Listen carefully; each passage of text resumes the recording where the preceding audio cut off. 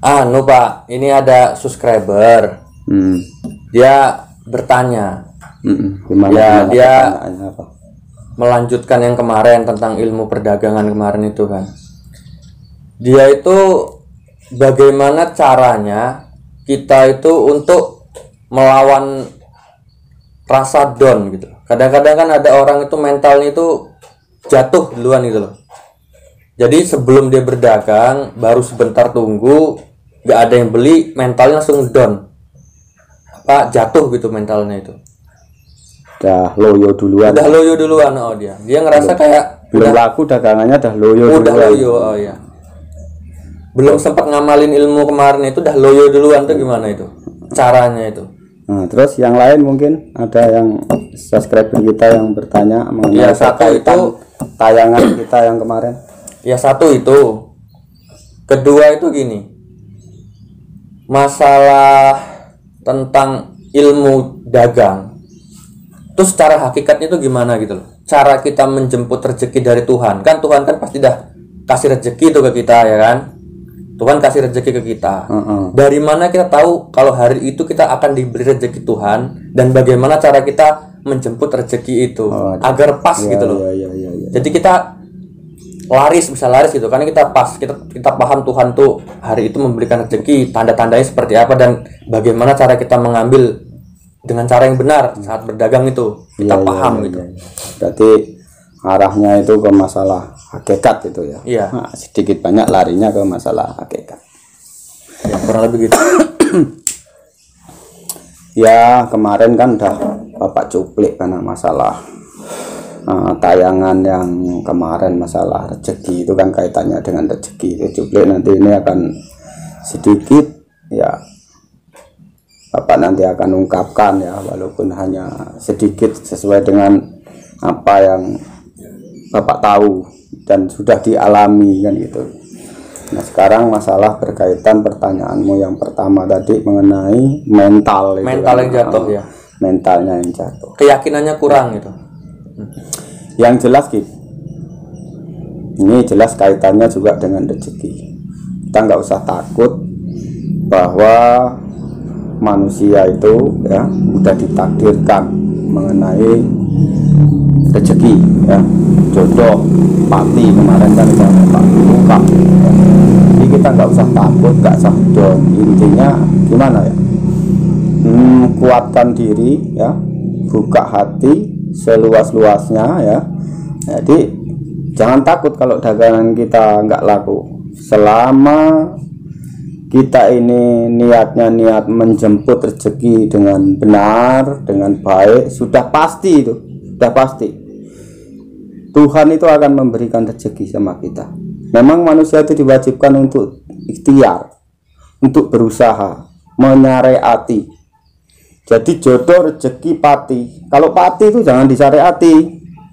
Kalau pati nggak boleh syariati. Kalau disyariati namanya bunuh diri itu kan gitu loh. Iya benar. Nah, tapi kalau rezeki, jodoh, itu memang perlu disyariati. Dengan cara apa? Dengan berusaha. Tapi timbulkan, buka hati kita, timbulkan keyakinan dalam diri kita bahwa Tuhan itu sudah menakdirkan kita untuk akan memberikan rezeki. Nggak usah ngedon, gitu loh. Jadi hilangkan rasa down itu. Yakin saja kita mengambil rezeki dengan cara yang baik. Yakin bahwa Tuhan akan memberikan rezeki sama kita. Gak perlu down. Kita berhenti di titik ini. Mungkin nggak ada yang beli. Ya kita maju lagi ke titik yang berikutnya. Yakin itu. Karena ya apa yang sudah Bapak sampaikan kemarin itu, bahkan Bapak melihat komentar ya toh, terus ada yang melalui WA, bahkan telepon secara langsung dengan Bapak. Mereka alhamdulillah melihat tutorial kita ini ya sudah alhamdulillah sudah dagang intinya, dan apa yang Bapak sampaikan diterapkan benar-benar. Bahkan ada yang menyampaikan bahwa dia membawa 2 kilo dari taraf pertama, dia membawa 2 kilo ini hanya 2 titik selesai. 2 titik berhenti itu dia udah habis 2 kilo. Nah, berarti kan dari situlah, berarti dia benar-benar apa yang Bapak sampaikan itu diterapkan benar-benar. Jadi Yang jelas intinya apa? Timbulkan keyakinan ya dalam diri kita bahwa Tuhan itu pasti kasih rezeki. Kita ini cuma berusaha jemput rezeki itu dengan cara apa? Bersyariat. Dagang itu kan syariatnya. Tuhan sudah kasih rezeki, kita syariati dengan berdagang kan gitu. Jadi yakin aja. Jadi kita nggak perlu suuzon gitu ke Tuhan ya. Apa mungkin hari ini rezekiku lagi seret, apa mungkin hari ini takdirku nggak dapet pelanggan gitu. Apa kita harus berprasangka yang baik terus gitu loh maksudnya. Ya harus kita berprasangka yang baik. Rezeki itu sebenarnya kalau kita membahas mengenai rezeki itu bukan berupa uang aja kok. Loh sekarang kalau kita mau hitung-hitungan sama Tuhan, loh itu loh, kita ini loh nggak ada apa-apa. Coba kamu lihat tuh. Orang itu ya gara-gara dia mau bernapas sesak masuk rumah sakit berjuta-juta kan bermiliar-miliar dia bayar kan mahal. Berarti napas kita diberi kesehatan, napas ini pun rezeki luar biasa kan itu. Orang itu yang sakit sekarang terkapar hartanya banyak habis miliar-miliaran karena untuk memperbaiki napasnya aja. Loh kita diberi kesehatan, wah ini rezeki yang nggak ternilai. Ngapa kita harus berprasangka buruk? Kan gitu. Yakinkan dalam sudut pandangnya gitu ya. Dalam artian rezeki itu ya nggak cuma itu gitu. Ya bukan cuma uang aja, harta benda itu bukan. Kita diberi kesehatan ini rezeki yang sangat luar biasa. Terus kalau ibaratnya kita dagang nih, ya kenal orang baru pasti kan itu ya. Kenal orang baru itu pasti kita akrab. Apakah itu bisa disebut dengan rezeki juga gitu? Bisa. Kenapa tidak? Karena Tuhan itu kadang memberikan rezeki itu melalui perantara, enggak secara langsung. Yang Bapak maksud ini rezeki masalah harta benda, ya. Harta benda ini dia datangnya itu melalui perantara. Dari siapa? Ya dari kawan, ya saudara. Dengan kita baru kenalan akhirnya menjadi saudara. Itu akan timbul nanti rezeki di situ. Semakin banyak, buktinya apa? Semakin banyak orang yang mengenal kita, maka dagangan kita semakin laris kok. Ya kenapa tidak? Begitu kita lewat, dia kangen dengan kita, ngelihat kita dagang, kenalan, udah kenal, udah baik, akrab ya, udah menjadi saudara, lihat kita lewat, tak. Kalau kita dagang bakso ya bakso. Karena tahu yang lewat ini kita. Nah, kan gitu. Apakah itu bukan rezeki? Iya, benar-benar masuk akal rezeki juga. Kadang-kadang juga dia kan nyewa ya, dalam artian dia punya hajat, kita disewa nih. Nah, itu salah satunya juga. Hari ini kamu gak usah dagang, hari ini kamu buatlah putu di rumah, karena di rumah ada acara gitu. Yasinan atau apa. Ada ini mau yasinan ibu-ibu, ini tolong saya buatkan putu sekian kilo. Lah, itu rezeki. Atau mungkin ya punya acara hajatan apa, kalau kita ini pedagang bakso, tolong saya buatkan bakso sekian kilo. Lah itu kan rezeki. Itu orang itu akan istilahnya minta tolong sama kita, itu pasti karena dia mengenal kita. Pasti karena dia mengenal kita. Kalau nggak mengenal nggak mungkin toh kita minta tolong. Masa saya minta tolong sama mas saya karena saya nggak mengenal kok minta tolong, itu kan kayaknya itu nggak masuk akal. Jadi ya harus perbanyak hubungan tadi itu ya, karena rezeki lewatnya dari mereka-mereka itu ya. Sebagai lantarannya kan seperti itu. Kalau harta benda ini biasanya pakai lantaran, kebanyakan pakai lantaran. Kan itu lantarannya dari siapa? Dari kawan, dari saudara. Semakin banyak kenalan kita, lah itu rezeki. Itu rezeki. Sehingga apa, dagangan dia tuh mau beli yang ke tempat yang lain karena hubungannya dengan kita ini akrab, sama-sama berjualan bakso, sama-sama jualan putu. Dia punya perasaan gimana gitu kalau mau beli tempat orang. Nah, jadi bukan itu rezeki. Jadi gini Pak, ini untuk orang-orang yang baru dagang ya, yang nggak punya pengalaman dagang sama sekali, dia baru nyoba-nyoba nih, entah dagang putu, entah dagang bakso atau dagang apapun dagang itu. Ya. Sebenarnya inti utamanya itu kan ngerintis ya. Iya. Orang ngerintis kan mesti pahit. Iya. Mesti pahit. Nah sebenarnya kalau dia tujuannya itu uang, maka pasti down itu kebanyakan. Orang dagang udah siapin modal sekian, nggak laku, down dia karena ukuran dia itu dodol meski balik duit. Kudu balik nggak duit kan ngono. Jadi pulang harus bawa duit. Ketika dia mindsetnya itu, pemikirannya itu duit, pasti banyak downnya. Ketika nggak laku mungkin udah mungkin saya nggak cocok nih dagang ini, ganti ini, akhirnya gonta ganti. Nah itu sebenarnya itu tujuan dagang itu gimana? Kalau untuk orang-orang yang baru pertama ngerti itu sebenarnya apa yang dicari gitu pertama itu untuk memupuk mental tadi itu? Yang dijelaskan kayak gini, ya semua sesuatu itu perlu pakai proses, ya, pakai proses, pakai ilmu, ya kan? Jadi kadang kebanyakan orang-orang seperti itu karena dia tidak tahu ilmunya orang berdagang. Dia cuma nyawang wong liya. Maksudnya gini, lihat orang itu dagang bakso kok laris, orang itu jualan putu kok laris, aku tak melok-melok lah. Hanya sekedar ikut-ikutan itu yang kadang-kadang ya hasilnya seperti itu. Hancur ya. Nah, iya. Makanya kalau dia mau memang berkecimpung di dunia dagang harus dipelajari betul kan gitu. Makanya Bapak upload seperti ini kan supaya apa? Untuk memupuk.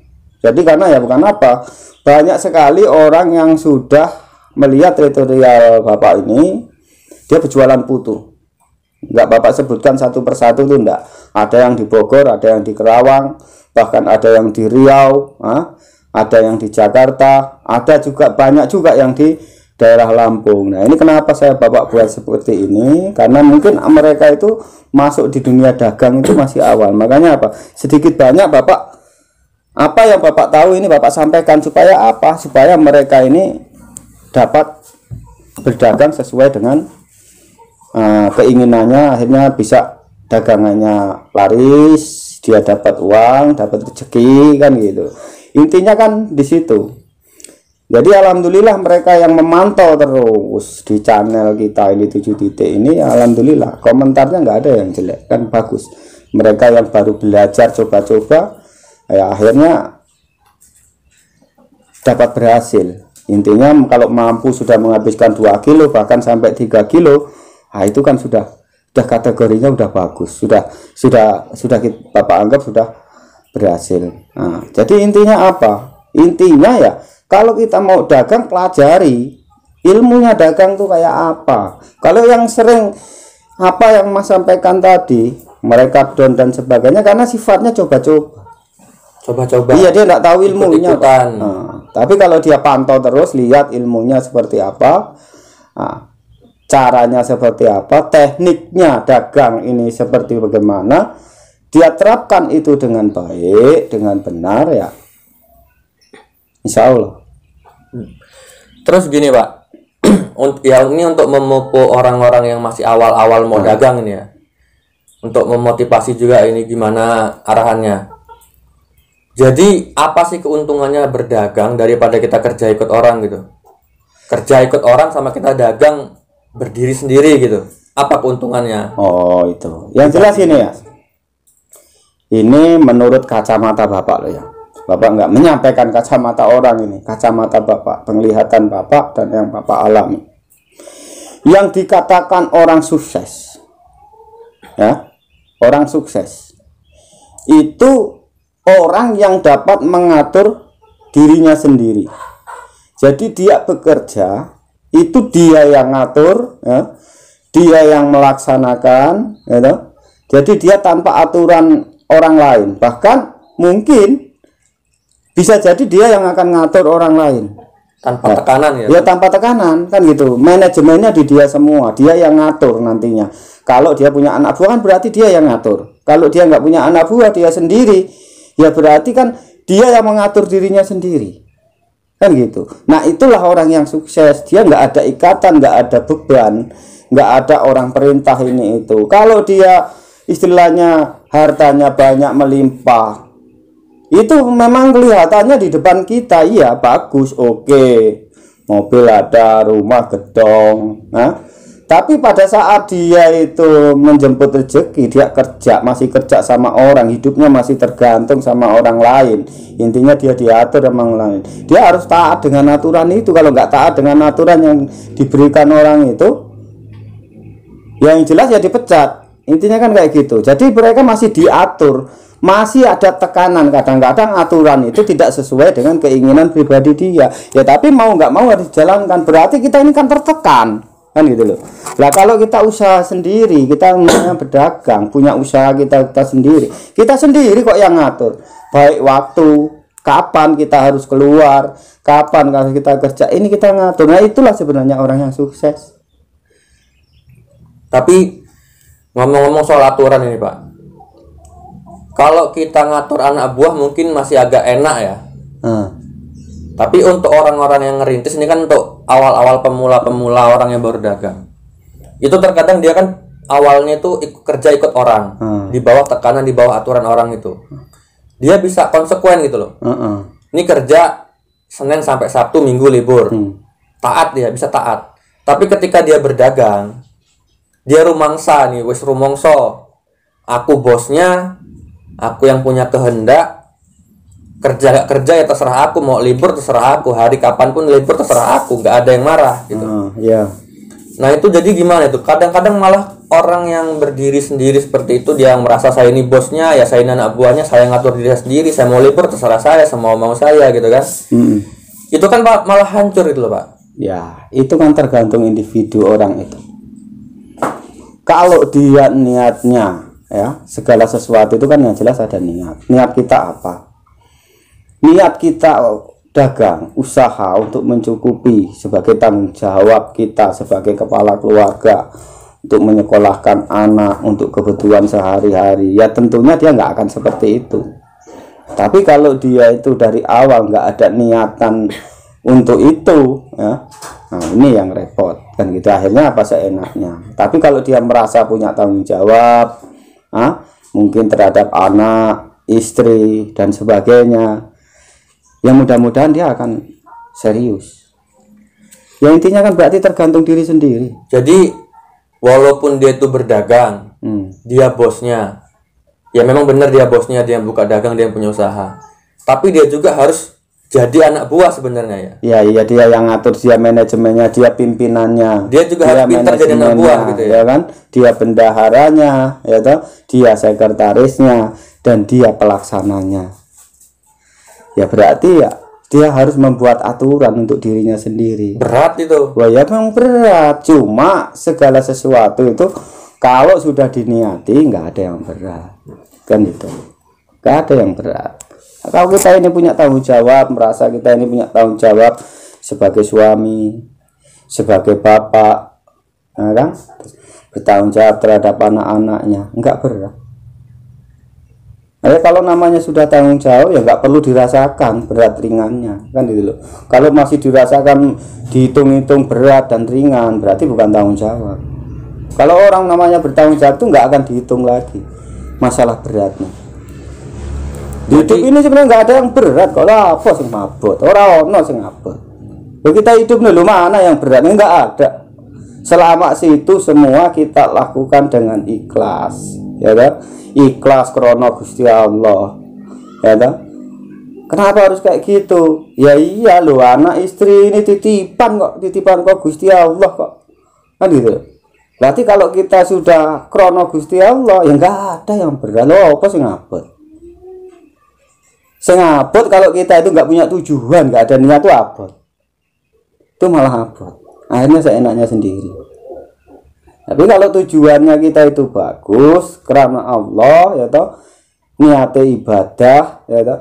Karena namanya ibadah itu bukan berarti ke masjid, sholat, ya itu ibadah. Cuma lo kita bersyariat kerja itu juga ibadah. Jangan kan itu, tidur pun aja bisa kok bernilai ibadah kok, bukan gitu.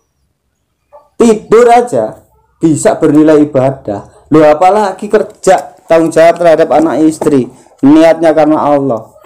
Jadi kalau kita kerja gitu ya, kita ubah konsepnya jadi niatnya beribadah gitu. Kerja itu karena kita beribadah, mau menafkahin gitu kan. Berarti itu dapatnya dua ya. Satu tujuan utamanya kerja itu ibadah, kedua ya mungkin rezeki itu ada ya, juga. Secara syariatnya kita dapat, secara hakikatnya juga kita dapat. Kan gitu. Syariatnya apa? Ya kita usaha dapat duit, ya dagangan dapat duit, ya untuk memenuhi kebutuhan anak istri itu kan secara syariatnya kita dapat. Hakikatnya ya dapat karena apa yang kita lakukan itu bernilai ibadah. Kan gitu. Jadi ibadah itu bukan berarti harus kita sedekah, kita apa ini itu, ya kan gitu. Ya banyak nih, semua itu asal apa yang kita lakukan disertakan dengan Tuhan, itu ibadah. Jadi niat utamanya itu sebenarnya ibadah, ya. Ya iya, tidur pun kalau kita sertakan diri kita dengan Tuhan, dengan Allah, ya bernilai ibadah. Ya kan gitu, apalagi kerja. Jadi sistemnya gini Pak ya. Kita itu memperbaiki dulu hubungan kita sama Tuhan gitu ya. Oh iya. Kita perbaiki dulu, maka nanti secara tidak langsung ya semua akan baik gitu. Dalam artian ya, kita dagang, kita perbaiki antara hubungan kita dengan Tuhan, maka hubungan kita dengan konsumen maka semua akan baik kan gitu kan. Iya. Kurang lebih gitu. Jadi gini, atau gimana? Kita kembali ke berkaitan dengan dagang. Jadi kayak kemarin kan udah saya sampaikan ya, teknik itu teknik cara berdagang. Di lain teknik itu ya memang ada cara lain yang harus ditempuh, intinya kan gitu. Cara apa itu? Nah cara itu apa? Ya itu tadi setelah Bapak sampaikan, sertakan apa yang kita kerjakan, sertakan dengan Allah. Nah syaratnya supaya kita bisa menyertakan kepada Allah apa yang kita lakukan ini, ya kenali dulu Allah itu siapa gitu loh. Kamu kenali. Kalau sudah kamu kenali, itu ayatnya kan sudah jelas toh. Bismillah, dengan menyebut nama Allah kan gitu. Berarti Allah itu cuma nama yang wajib, ya toh, yang wajib kamu sembah, itu bukan namanya, tapi yang punya nama ini loh siapa. Nah ini perlu kamu kenali kan gitu loh. Nah kalau kamu sudah kenal dengan itu, apa yang kamu lakukan setiap hari ini, ya toh, kamu sertakan dengan Allah, maka semua yang kamu lakukan akan bernilai ibadah. Tidur pun, bahkan berhubungan suami istri pun akan bernilai ibadah kalau semua itu disertakan Allah kan gitu loh. Jadi kamu harus kenal Allah itu siapa. Nah, kan itu kamu harus kenal, harus kamu pahami. Caranya bagaimana? Kalau kamu pengen kenal sama Allah, kenali dulu dirimu. Kalau kamu dengan dirimu sendiri aja nggak kenal, ya bagaimana kamu kenal Allah? Karena ayatnya itu kan udah jelas. Barang siapa mengenal diri sendiri, diri sebenarnya diri, maka dia akan mengenal dengan Tuhannya. Loh kan gitu. Lah kalau kamu dengan dirimu sendiri aja nggak kenal, ya bagaimana kamu kenal? Tapi kalau kembali lagi ke masalah dagang ini Pak, ya mungkin banyak orang bilang ini Pak ya, cacing dalam tanah aja dapat rezeki gitu ya. Ya. Jadi apalagi kita yang manusia gitu loh, berdagang udah ini itu kita lakuin ya buat yang baik-baik gitu kan, apalagi tentang makanan itu, biar orang itu memudahkan ya, orang lapar memudahkan kita buatkan makanan gitu kan. Iya. Jual jasa gitu kan. Tak rasa Tuhan juga memikirkan itu gitu loh. Kita niat kita baik ya, satu ibadah, kedua membantu juga menyediakan orang-orang yang mungkin lapar untuk cemilan gitu, kita menyediakan. Itu gini loh Mas, sebenarnya ya, ini arahnya ke cara mencuri-curi perhatian Allah ya. Jadi kita meminta, memohon, berdoa lah bahasanya. Berdoa kan minta, oh ya Allah paringono aku rezeki sing akeh. Kita meminta toh itu. Ya meminta itu. Nah, itu kan bahasanya kalau orang berdoa itu meminta. Nah, hajatnya itu kan macam-macam. Itu kan niatnya kan meminta. Itu salah satu cara mencuri-curi perhatian Allah. Gusti Allah itu seneng yen hambane iki ning donya iki do njaluk, nangis sampai nangis-nangis ngono kaya ya Allah, paringono kula rezeki enggak sampai nangis-nangis, senang. Gusti Allah iku lho seneng delok hambane sing nangis-nangis ngono, golong komeng nangis-nangis, njaluk-njaluk seneng. Makanya malaikat Jibril ditakoki, sedang apa hamba-hambaku wahai Jibril? Jadi Jibril, mereka sedang meminta-minta ya Allah. Dia menangis-nangis, memohon-mohon kepadamu ya Allah. Apa jere Allah? Saya senang melihat hambaku meminta-minta mohon. Biarkan dia meminta-minta dan memohon-mohon kepadaku. Seneng Gusti Allah. Itu cara mencuri. Tapi yang tepatnya sebenarnya nggak perlu gitu, kan itu loh. Kita itu bagus, tapi ada yang lebih bagus lagi, ya. Ada yang lebih bagus. Piye sing lebih HP iku, ya toh? Orang sing atine tansah eling karo Gusti Allah. Maka Jibril ditanya, "Hei Jibril, sedang apa hambaku ya Jibril?" "Ada seorang hamba ini ya Allah," katanya, "dia selalu menyebut-nyebut namamu. Zikir terus ya Allah atine. Allah, Allah, Allah, Allah, siang malam 24 jam saat dia duduk, berdiri dan berbaring." Lho wong sing kaya ngene iki lho yang dicari. Dia nggak minta maka akan dicukupi. Orang yang sana minta sampai gulung-gumping nangis-nangis durung diwehi, tapi orang yang selalu memanggil-manggil, ingat terus zikrullah. Ya, zikir itu kan maknanya ingat karo Gusti Allah. Atau eling karo Gusti Allah. Ini malah dipenuhi. Dicukupi lebih dulu. Jadi sebenarnya kita itu nggak usah minta-minta kok. Yang penting kita berusaha, hati kita kekal terus eling karo Gusti Allah, karena perintahnya kan cuma siji. Apa perintahnya? Ingatlah kamu denganku saat duduk, berdiri dan berbaring. Cuma itu. Maka kalau orang hidupnya sudah kayak gitu, disertakan dengan Tuhan, disertakan dengan Allah, saat dia berjualan, duduk, berdiri dan berbaring, maka akan dicukupi semua. Nggak usah minta, dicukupi. Karena Allah itu Maha Pemberi. Pasti itu udah dicukupi. Yakin aja. Jadi kesimpulannya tentang doa ini ya. Ya. Doa itu kan baik, kata Bapak tadi. Iya, baik. Doa itu baik. Tapi kalau kita terlalu banyak doa juga jadi kurang baik juga gitu ya. Atau gini. Terkadang doa itu kan Bapak tadi bilang doa itu meminta ya. Doa itu meminta. Terkadang kalimat meminta itu jadi berubah jadi memaksa. Ya, enggak masa enggak, Pak? Iya, paham. Kita bukan meminta malah memaksa. Ya Allah, iki daganganku kudu laris dina iki laris. Piye iki ngono. Sambat terus. Akhirnya apa? Rasa bersyukurnya lo hilang. Rasa bersyukur hilang, bisa hilang. Dan bahkan bisa menganggap Gusti Allah iku Tuhan iku ora adil. Lho aku lho bendina nak aku ndonga ya ora entek-entek nak aku sarang entek nang ruk diwehi. Wah itu akan hilang. Banyak juga gitu Pak. Banyak juga yang bilang gini, aku ki salate wis ora tau tinggal. Ya ngene ngono ya sedekah. Ananging lek aku kerja kok yo angel tenan. Ki cara nandur aku rak panen ngono lho. Wis salat, wis sedekah, ananging kerja enggak dibayar ngono lho. Kadang kerja untuk enggak dibayar. Kerja ki entuke oleh saiki. Diapusi wong. Jadi rumong sawah dhewe wis tandur apik kan. Kan tandur apik. Neng ora panen ngono lho. Rumong saya ora panen lagi piye gagal panen, salah ning ngendi ngono. Ya itu kan karena gini toh ya. Dalam diri kita ini kan manusia ini punya dua unsur. Yang pertama yaitu yang disebut jasmani. Jasmani iki ndi to? Jasad awake dhewe iki jasmani.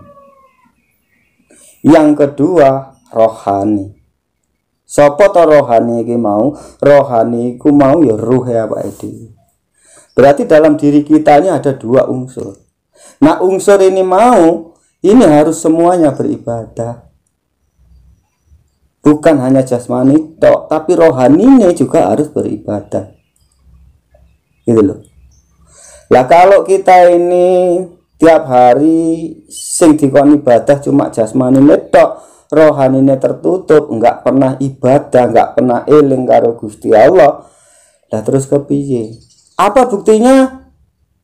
Buktinya saat kita melakukan sesuatu yang baik, mungkin bantu bangunan masjid dan sebagainya, ditonjol ke rasa aku nih, belum nara aku, ya, masjid kira dadi, wong kae lo nara tak tulung, mungkin saiki mbuh saiki dadi apa, bahkan seperti itu. Itu karena jasa tok sing ibadah. Terus entuke apa salat Allahu Akbar sing inget-inget bukan Gusti Allah, ning sing diinget-inget urusan dunia. Masalah dagang nggak laku. Masalah dagang nggak laku, permasalahan hidup dheweke sing diinget-inget. Lha terus nilainya terus entuke iki nang apa? Nah, kalau dia dua unsur ini bisa beribadah, jasmani dan rohani pada saat Allahu Akbar, jasate ibadah, ya toh. Ruwe juga melok ibadah, ruwe tansah jikir eling karo Gusti Allah. Allah. Bahasane disebut kekal hati, ingat terus, jikir terus Allah. Cangkeme baca Al-Fatihah ning atine ruwe terus bejikir Allah. Nah, jadi apa urusan dunyane ilang. Akhirnya apa? Salat iku sing diingat cuma Gusti Allah. As-sholatu li dzikri, kan gitu. Salat cuma kanggo nginget Gusti Allah. Baru pas. Kalau jasa tok sing ibadah terus dia protes lho, protes. Saiki jare Gusti Allah ora adil. Lah kowe iki lho ibadahmu jasa tok, ruhmu lho ora pernah ibadah. Jadi sebenarnya itu nggak pantas ya, nggak pas istilahnya untuk ngungkit itu lematan cara ini ibadah wae durung pas wis arep ngungkit. Jare ini tandurannya api jane berarti itu sebenarnya belum bagus tandurannya gitu ya. Dia nandur bukan disertakan Allah. Makanya masih diungkap. Kalau dia nandur disertakan Gusti Allah, orang itu nggak pernah mengharap panen. Neng nak uang iku isik ngarep-ngarep panen nih, maka itu belum. Orang nanam nggak pernah mengharap panen ning sing digolek apa ridho ning Gusti Allah. Lah iku sing pas. Bantu wong dhek pas kesusahan sik sambat, aku lho bantu wong wis pirang-pirang. Wong ngene ngono tak ewangi, tak bantu supaya dhek iki iso golek rezekine lancar ngene ngono. Saiki giliran kok ngene iki aku susah kok sitok pun ra enek semua bantu. Berarti apa? Dia nanam itu enggak disertakan Gusti Allah. Dia nanam isik ngarep-ngarep panen. Yang benar itu apa? Nanam ya jojo ngarep-ngarep panen. Itu loh ilmu hakikat itu kayak gitu. Jadi walaupun dia banyak nandur itu jangan berharap panen. Oh, jangan berharap panen. Kalau kita disertakan Gusti Allah, engko sing anu Gusti Allah dhewe. Kalau kita sik ngarep-ngarep panennya berarti kita itu ke bisnis itu. Itu namanya orang bisnis ya. Itu kan ngono ta. Boleh untung rugi. Berarti nak kowe nandur ora panen kamu merasa rugi. Padahal berarti niatnya kan enggak ibadah. Ibadah sing sebenarnya ibadah enggak pernah ngarep-ngarep. Bantu uang, sedekah ning masjid, enggak pernah ngarep-ngarep. Ngewangi uang, bantu uang kesusahan, kelaparan dibantu, ning dia enggak pernah ngarep-ngarep. Terus gini Pak, seandainya ini kita itu udah berusaha semaksimal mungkin ya untuk benar itu cara beribadah itu udah benar gitu. Apakah ada jaminan gitu? Dagangan kita tuh ya bisa laris gitu loh. Adakah jaminannya gitu loh? Ya dijamin toh Mas. Bukan masalah dagangan kita laris. Ya toh. Yang jelas rezeki kita dijamin karo Gusti Allah. Lha sing Maha Pemberi sapa? Saiki arep takok, sapa sing Maha Pemberi? Yo Gusti Allah. Lah nek kowe iki bareng serta-merta karo Gusti Allah, tansah eling karo Gusti Allah, hatimu zikir terus karo Gusti Allah, kira-kira kowe dicukupi apa ora? Ya mesti. Nah, saya ngono. Iki contoh sepele wae. Iki contoh sepele kehidupan nyata sehari-hari. Ya toh? Awakmu kenal karo wong sugih. Wong ku bondo donyane pirang-pirang, hubunganmu karo dhewe iku akrab. Sangat dekat sekali, melebihi daripada saudara. Kira-kira dhek dolan ning omahmu ndelok kowe ora mangan, sak anak bojomu ora mangan. Kira-kira piye, Dek? Lho rasa kowe njaluk lho. Delok kok iki bocah iki ada keluwen kayane ora mangan. Nyoh, Mas. Kok kayane kowe ora masak? Nyoh, tuku beras ben masak nggo mangan. DKI malah kan dikasih. Itu baru kayak gitu lho. Apa meneh karo Gusti Allah, sama Gusti Allah ya kaya ngono. Nggak usah kita minta. Kalau kita itu eling karo Gusti Allah, ingat karo Gusti Allah, apa yang kita lakukan disertakan Tuhan, maka kita akan dicukupi. Pasti dicukupi. Dengan manusia aja begitu kan apa? Itu kan garis besar kan ngono logikane lho. Awake dhewe kenal karo wong sing sugih, bondone pirang-pirang, hubungane dhewe cedhak melebih-lebihi karo saudara, ya toh? Padahal iku wong liya, tapi hubungan kita sangat dekat. Lho kowe ora ngrokok lho. Lho kowe lho Arya kok biasane ngrokok kowe saiki nglang rokok. Apa ora ndek duit? Oh ora ndek duit. Nah, tuku rokok. Lho kan ngono. Jadi konsepnya gini. Kalau kita tadi meminta nih sama teman kita yang baik tadi ini meminta, itu berarti sama dengan doa ya? Iya, kalau doa itu kan meminta. Ya jadi yang jelas intinya kan gini.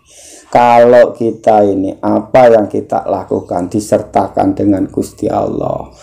Dewi kan la haula wala quwata, orang itu ya kekuatan. Jadi apa yang kita lakukan disertakan dengan Tuhan, kita hanya menjalankan gerak perintah kehendak Tuhan itu sendiri, maka kita akan dicukupi. Pasti itu. Iya, cara uang ya Pak. Cara kalau orang ini kita minta itu kan sama dengan doa sih kan. Iya. Pun memaksa. Kira-kira kalau dipaksa juga kayaknya orang itu mungkin malah nggak ngasih. Ya malah orang ngasih. Iya uang itu lah beres ki maksa-maksa, pasti ora beres sih ngono. Ya intinya kan gitu. Apa Gusti Allah juga kayak ngono Pak? Apa? Kurang lebih apa kayak ngono juga? Mungkin bisa jadi juga seperti itu. Tapi yang jelas kan kayak gini. Tadi sudah Bapak gambarkan. Nak kowe cedak hubungannya karo wong kuwi, wong sugih kuwi, hubungannya apik melebihi daripada saudara. Berarti kan hubunganmu cedak.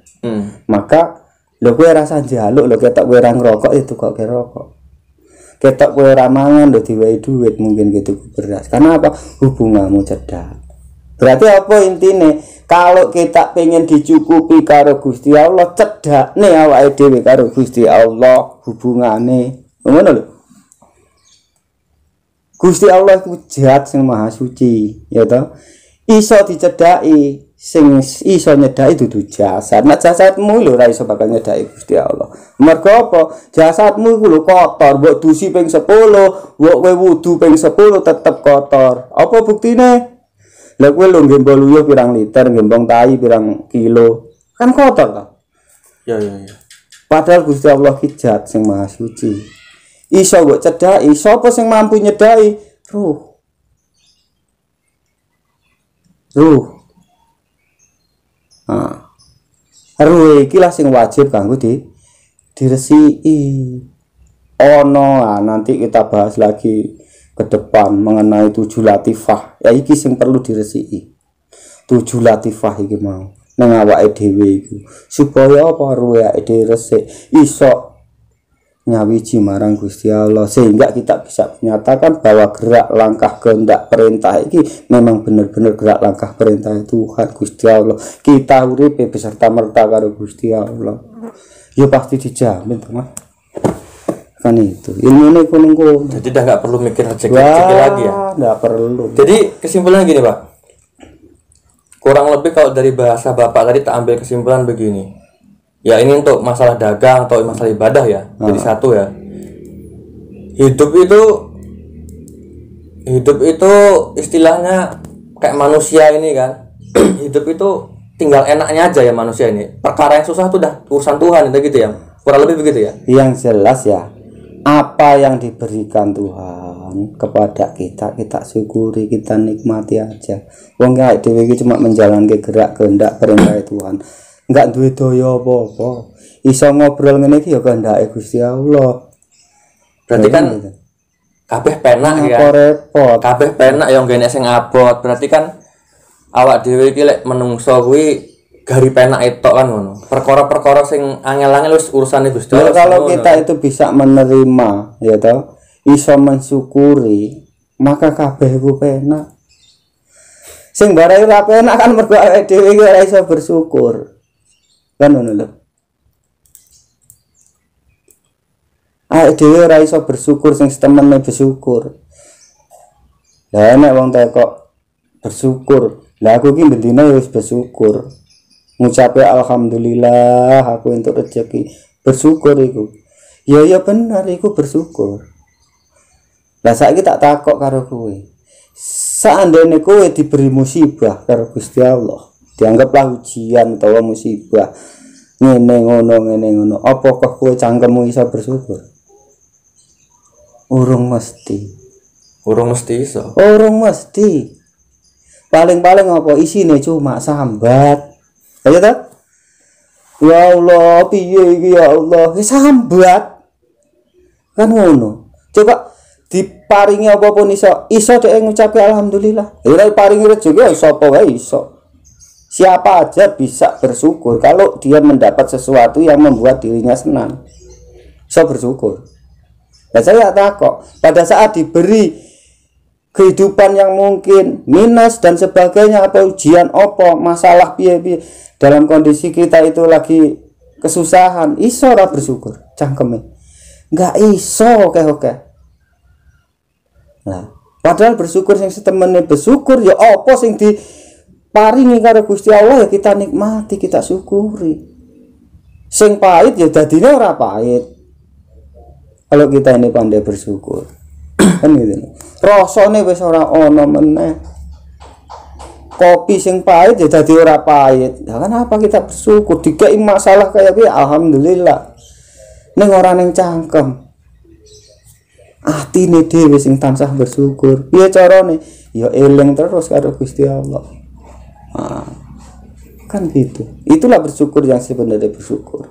Kalau ngucap alhamdulillah ya wong entuk rezeki ya oke sing iso. Ngomong alhamdulillah kan iso pintar. Lah saya diuji karo masalah dan sebagainya, musibah dan sebagainya. Iso bersyukur?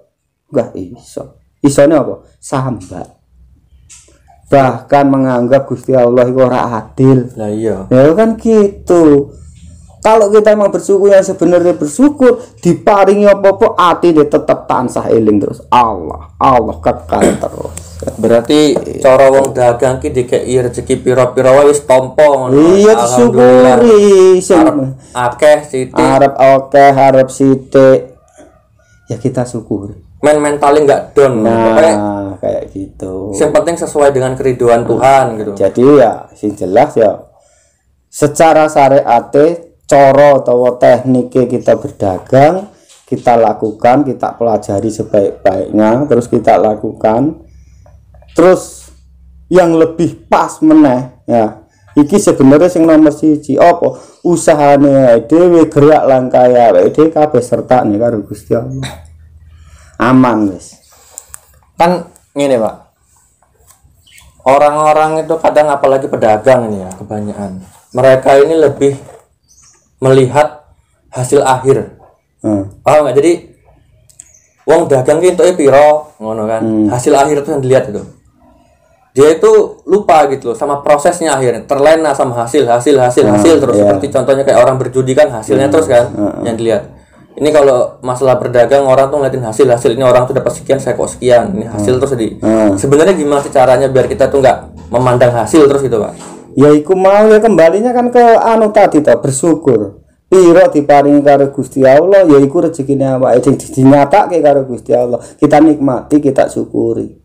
Nikmati prosesnya aja gitu. Lah iyalah kita nikmati, kita syukuri ngono lho. Bersyukur sing temene bersyukur ki nang kono kuwi jangan mandang orang. Wadah dhek cilik ya cilik kan itu. Lah awakmu nang kali mancing, pancingmu cilik njaluk iwak gede ora iso ta ya. Kan gitu.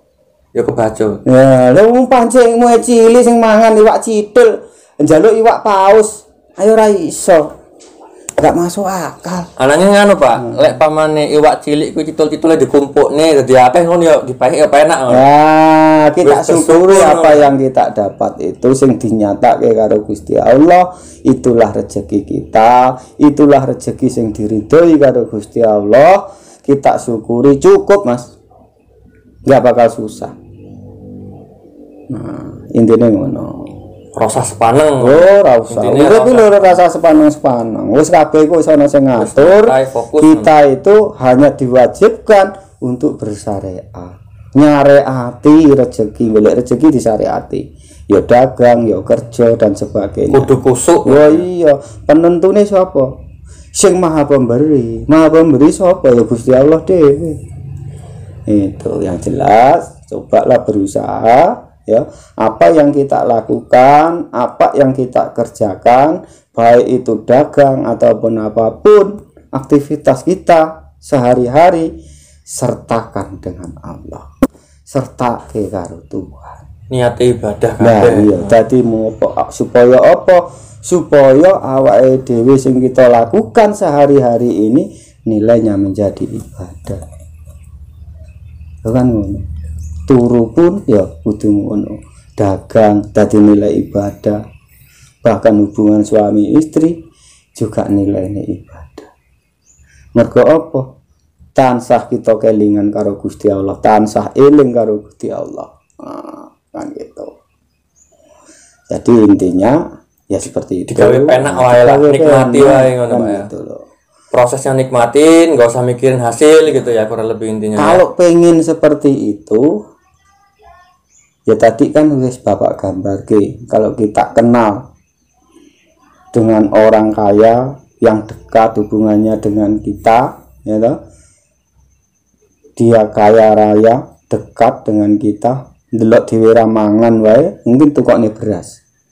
Delok ae dhewe dolan ning omahe dhek lho ora nggawa rokok, biasane ngrokok, pasti ditakoki lho, kowe biasane nak rene ngrokok iki kok ora ngrokok, apa ora nduwe rokok. Dibelikan rokok. Kok iso ngono? Amarga hubunganmu cedhak karo wong kuwi. Kan ngono. Ngono juga karo Gusti Allah. Kalau pengen ngono kuwi, apa sing tak sampekne mau, ya toh, intine perbaiki hubungan kita dengan Tuhan. Lek wis baik apik kabeh. Well, kalau wis baik hubungannya karo Gusti Allah, wabeh dicukupi. Kan ngono. Maksud ta, Mas? Ya masuk. Sepenting kudu baik dhisik lah. Syaratnya apa? Ya cedak, kenal. Anu lho. Kenali dhisik, ya kan? Kita kenal Allah iku sapa, kan gitu lho. Hubungannya kita dekat. Kalau udah kenal, ya kudu cedek, hubungannya tadi cedek. Lah nek urung kenal kon cedek itu kon di dalam syaratnya kudu kenal. Lah kalau pengen kenal ya kudu ana sing kenalke. Lah kalau ora ana sing kenalke ya ora bakal kenal, gitu loh. Harus ada yang mengenalkan. Nah, itu sudah simpel kok, kan gitu loh, gak repot. Memang tak gambar gitu, kalau kita cedak karo wong, kenal karo wong sugih, hubungannya sudah dekat ya, melebihi daripada keluarga, awake dhewe ramangan wae diwehi beras. Awake dhewe ora ngrokok itu kok rokok, ngono juga karo Gusti Allah. Kalau kita kenal dengan Allah, hubungannya awake dhewe cedak, pasti dicukupi. Ngono, Mas ya, intinya ya, paham ya? Iya. Berarti kesimpulannya pedagang-pedagang ini intinya yang penting yakin aja lah. Perbaiki semuanya. Perbaiki hubungan dengan Tuhan tuh. Kita dengan Gusti Allah, dengan Tuhan itu diperbaiki. Maka semua akan baik gitu, Pak. Wah, kabeh akan melok apik. Maha pasti dia pasti gitu. baik. Allah iku sithik meneh sing terakhir Bapak sampaikan, Gusti Allah Tuhan iku zat ya, zat sing maha suci. Sing iso nyedaki dudu jasad ning ruwe awake dhewe. Kok iso ngono? Ya iso. Innalillahi wa innalillahi rajiun. Asale teko Gusti Allah bakal balik ning ngersane Gusti Allah. Sapa iku? Ruh. Nak wis mati disebut arwah. Iku sing balik ning ngersane Gusti Allah. Berarti sing iso cedhak karo Gusti Allah dudu jasad. Ning ruwe awake dhewe lho sing iso cedhak karo Gusti Allah. Nah ruwe awake dhewe iki selama iki kotor, akeh penyakit, iku sing perlu diresiki. Apa penyakite? Iri, dengki, munafik, ya toh, takabur, sombong, lho, ulul akmal, panjang angan-angan, lho, macam-macam iku penyakite. Iku nanti larinya ke 7 latifah di dalam diri kita. Nanti kita bahas untuk yang ke depan, ya. Oh gitu. Nah, jadi itulah ya. Jadi sing iso nyedaki itu dudu jasad. Jasad ora mampu nyedaki Gusti Allah. Karena jasad awake dhewe iki tercipta dari 4 anasir alam. 1 tanah, 2 api, tiga angin, ya toh. Sing keempat iku geni, angin, ya toh, air, tanah. Teko 4 anaksir alham. Iku jasate awake dhewe. Mati dipendem ya balik meneh nang lemah. Hancur jadi lemah. Enggak bakal balik iku nang ngersane Gusti Allah. Sing balik sapa? Ruh. Iku sing perlu diresiki. Supaya hubungannya cedak karo Gusti Allah. Karena ruh iku terbungkus karo penyakit. Apa penyakitnya? Iri, dengki, sombong, ya? Munafik, macam-macam. Iku penyakit. Ini itu. Jadi ya kesimpulannya ngono Pak. Wong resik mesti api, wong api ya mesti sukses ngono ya, penake ngomong ya. Kayak sing jelas itu ya pesane aku cuma ya perbaiki hubungannya awake dhewe karo Gusti Allah. Wis rasa nganggo klinik. Ora perlu nganggo dukun, ora perlu anu. Gusti Allah pasti nyukupi. Tuhan pasti mencukupi kalau hubungan kita dekat dengan Allah. Kita sekarang mulai saiki berusaha untuk memperbaiki hubungannya awake dhewe marang Gusti Allah. Nah, terakhir saya sampaikan mau bolak-balik tak ulang, sing mampu nyedaki, sing mampu cedak karo zat sing maha suci dudu jasad ning ruh. Itu yang harus yang harus dibersihkan teko penyakit-penyakit. Kalau kita mampu membersihkan penyakit dalam diri kita ini, amarah, sombong, ya toh, takabur, macam-macam penyakit iku, moko awake dhewe padha wis iso nundukke sedulur papate dhewe. Apa sedulure papat iku? Amarah, aluamah, mutmainnah, supiyah, tunduk. Pancere sapa? Ruwe awake dhewe. Ya. Nah, nanti lebih lanjut kita bahas kembali mengenai berarti kan berkaitannya karo ruh itu mau supaya wong dagang ki usaha iso sukses ya toh. Kaitane kan kuwi piye carane supaya sukses ya ilmune ning kono kuwi sebenarnya. Kudu ning kono. Oh ya ilmune ning kono. Letak ilmune kuwi ning kono kuwi. Sakabehane ning kono. Lah iku sing kudu diresiki ruwe awake dhewe. Di dalam 7 latifah di dalam diri kita ini ya toh itu banyak penyakit. Penyakit ikulah sing kudu diresiki supaya apa ruwe awake dhewe dapat menundukkan sedulur papate sing tak sebut memang amarah, aluamah, mutmainnah, supiyah, tunduk pancere sitok ruwe awake dhewe. Ya. Ya, luar biasa. Paham ya? Paham. Jadi kayaknya PR sini dulu Pak ya, lanjut ngerokok dulu. Ya, kita ngerokok nyantai-nyantai dulu, nanti lain kali sambung lagi.